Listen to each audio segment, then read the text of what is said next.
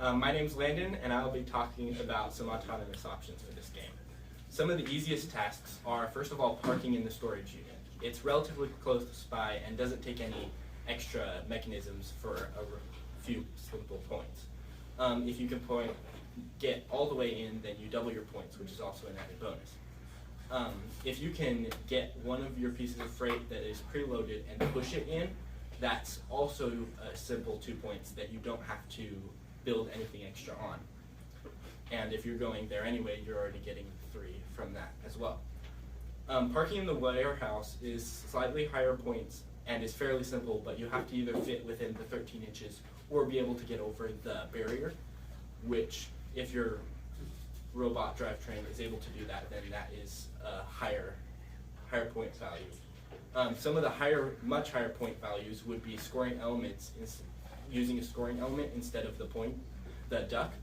This doubles the amount of points that you get for placing your freight on the correct level that the duck would indicate.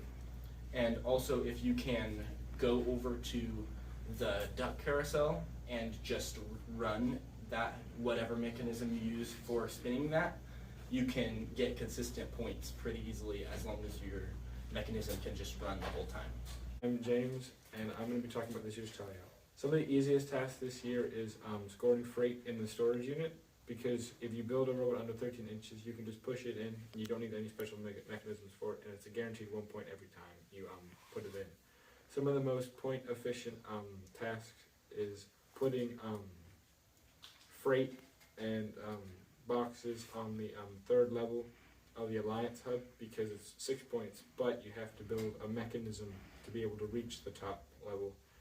And then also, one of the most point-efficient ones is putting the freight and boxes into the shared hub, because it's 4 points each time, and if you unbalance it by the end of the game, you get 20 points for it, but you have to build a mechanism to pick it up and put it on. Hi, I'm Scotty, and I'm going to be talking about this year's endgame. An easier task is to park in the warehouse. It's an easy 6 points if your robot is less than 13 inches and can drive over the barrier. And another harder but really high scoring one is to tilt the shared shipping hub towards your Alliance's side, and that's 20 points plus some amount for everything that is scored there. And then a harder one is to cap the Alliance specific hub. It's hard, and if you can't do that, it's a lot easier to just keep scoring on the shared hub. But it is 20 points if you can cap the Alliance hub. And another easy one is to deliver the ducks from the carousel, and all you have to do for that is just to spin the thing, and if you have like a reliable mechanism to do that, it's an easy way to score a lot of points. Hi, my name is Luke, and I'm going to be talking about mechanisms you might need for the freight. Pieces are similar in size, and so you only need one mechanism. If attempting to score an autonomous, you'll need to lift the blocks to different levels. You'll need to move at least up 3 inches for the shared hub, or on the lowest level in the Alliance hub. Then mechanisms you might need for the carousel.